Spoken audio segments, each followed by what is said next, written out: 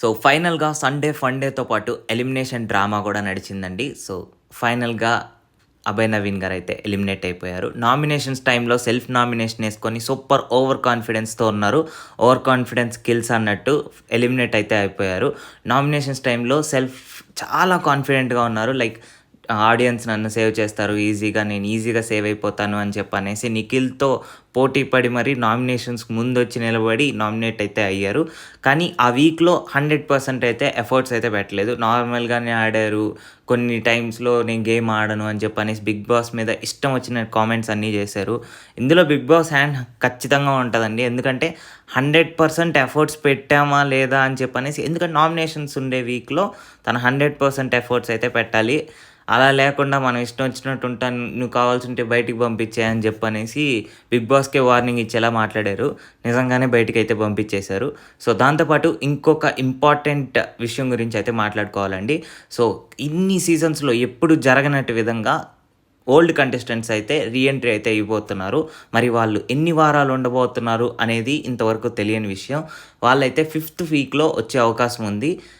కొంతమంది ఇప్పుడే చాలా కన్ఫర్మ్ అయ్యారు అని చెప్పనేసి చాలామంది చెప్తున్నారు. లైక్ 'హరితేజ' గారు అండ్ సమ్ అదర్ కంటెస్టెంట్స్. ఒక 5, 6 మెంబర్స్ అయితే వచ్చే అవకాశం ఉంది వైల్డ్ కార్డ్ ఎంట్రీ ద్వారా. మరి వీరు లాస్ట్ వరకు ఉంటారా? విన్నర్స్ అయ్యి వెళ్తారా? అని చెప్పంటే, ఎందుకంటే మీరు ఓల్డ్ కంటెస్టెంట్స్ వస్తే వాళ్ళకి ఖచ్చితంగా ఆల్రెడీ బిల్ట్ ఫ్యాన్ బేస్ ఉంటది కాబట్టి ఈజీగా ఒక మంచి ఫేమ్ ఉంటది. మంచిగా అయితే ఓటింగ్ అయితే ఉంటది. మరి ఇప్పుడు న్యూ కంటెస్టెంట్స్‌కున్న ఓటింగ్ కన్నా వాళ్ళకి ఓటింగ్ ఎక్కువ పడే అవకాశం ఉంటది ఓల్డ్ కంటెస్టెంట్స్‌కి. కానీ వాళ్ళు ఫైనల్ విన్నర్స్ దాకా ఉంటారా? వాళ్ళసలు నామినేషన్స్‌లోకి వస్తారా? వాళ్ళకి వీకెండ్ ఓటింగ్ వెయ్యాలా? ఇదంతా ఒక పెద్ద మిస్టరీ లాగా అయిపోయిందండి. ఎందుకంటే మీరు గమనించినట్లయితే న్యూ కంటెస్టెంట్స్‌కి ఇంతవరకు ఓటింగ్ అయితే ఒక క్రమంగా పెరుగుతూ వస్తది వాళ్ళ ఆట బట్టి. బట్ ఓల్డ్ కంటెస్టెంట్స్‌కి ఆల్రెడీ ఫ్యాన్ బేస్ ఉంటది కాబట్టి దేని గురించి పట్టించుకోకుండా just based on previous experiences మీద ఓటింగ్ అయితే ఇస్తారు. సో, దీన్ని మీరు ఒక దృష్టిలో పెట్టుకొని బిగ్ బాస్ అయితే ఏమనుకుంటున్నారంటే జస్ట్ వచ్చి మధ్యలో గొడవలు పెట్టి వెళ్ళిపోయేలాగా ప్లాన్ అయితే చేశారు. మాక్సిమం వాళ్ళు ఫైనల్‌గా విన్నర్స్ అయితే అవ్వరు. ఈ న్యూ కంటెస్టెంట్స్‌లో ఎవరో ఒకరైతే విన్నర్స్ అయ్యే అవకాశం ఉంది. బట్ ఈరోజు ఎపిసోడ్ ఫన్ డే ఎపిసోడ్ గురించి మాట్లాడితే మన ప్రేరణ, విష్ణుప్రియ, నిఖిల్ వీళ్ళు ముగ్గురు స్క్రీన్ టైమ్ తినేసారని చెప్పాలి. నిఖిల్ అయితే డాన్స్ పర్ఫార్మెన్స్ ఇరగదీస్తున్నాడు. నైనిక ఆల్రెడీ డాన్సర్ కాబట్టి ఆమె ప్లస్ నిఖిల్ ప్రతి ఒక్క డాన్స్ పర్ఫార్మెన్స్‌కి హిలేరియస్‌గా డాన్స్ ఏస్తున్నారు. కానీ మీరు ఒకటి గమనించాల్సింది ఏంటంటే లాస్ట్ సీజన్‌లో అమర్‌దీప్ గూడా ప్రతి ఒక్క సండే ఈవెంట్స్‌లో డాన్స్ వేసి ఫ్యాన్ బేస్ అయితే సంపాదించుకున్నాడు. ఫైనల్‌గా రన్నర్ అప్‌గా అయితే నిలిచాడు. ఎందుకంటే ఆయన నార్మల్‌గా టాస్క్స్ ఆడకపోయినా గానీ ఆయన రన్నర్ అప్ అయ్యాడు. కానీ మన నిఖిల్ అయితే టాస్క్స్ ఆడుతున్నాడు. వీకెండ్ అప్పుడు ఫన్ చేస్తున్నాడు. దాంతో పాటు డాన్స్ ఏస్తున్నాడు. ఖచ్చితంగా ఫ్యాన్ బేస్ పీక్స్‌లో ఉంది ఇప్పుడు. ఆయన ఓటింగ్ పర్సెంటేజ్ చూస్తేనే మీకు అర్థమైపోతది. దాంతో పాటు ఈ ఎపిసోడ్‌లో ప్రేరణ అండ్ విష్ణుప్రియ గూడా బాగా అలరించారు. సో, మీరింకోటి గమనించాల్సింది ఏంటంటే విష్ణుప్రియ ఏది చేసినా కామెడీ అయిపోతుంది. నార్మల్‌గా ఆమె నవ్వే నవ్వు ఆడియన్స్ అందరిని ఎంటర్‌టైన్ చేస్తుంది కాబట్టి ఖచ్చితంగా ఆమెకి ఒక ఎంటర్‌టైన్‌మెంట్ రంగంలో ఒక మంచి ఫ్యూచర్ ఉండే అవకాశం ఉంది. దాంతో పాటు బయట ఆడియన్స్ ఎంటర్‌టైన్ అవుతున్నారు కాబట్టి ఓటింగ్ కూడా ఎక్కడా తగ్గట్లేదు. సో, మీరు నార్మల్‌గా ఆఫ్‌లైన్ ఓటింగ్ లేదంటే బిగ్ బాస్‌ది కాకుండా బయట అన్‌అఫీషియల్ ఓటింగ్ వీటన్నిటిలో చూసినా గానీ విష్ణుప్రియకైతే టాప్ క్రేజ్ ఉంది. ఫస్ట్ పొజిషన్‌లో వస్తుంది. ఒకవేళ నిఖిల్ ఓటింగ్స్‌లోకొస్తే నిఖిల్ ఫస్ట్ ప్లేస్ ఉంటున్నాడు. విష్ణుప్రియ సెకండ్ ప్లేస్ ఉంటుంది. సో, మీరు దీన్ని బట్టి అంటే సండే ఫన్‌డే దీని మీద కూడా ఓటింగ్ ఇంపాక్ట్ చూపిస్తదా అని చెప్పంటే ఖచ్చితంగా చూపిస్తదండి. నార్మల్‌గా టాస్క్స్ ఎంత ఇంపార్టెంటో ఈ ఫన్‌డే యాక్టివిటీస్ కూడా అంతే ఇంపార్టెంట్.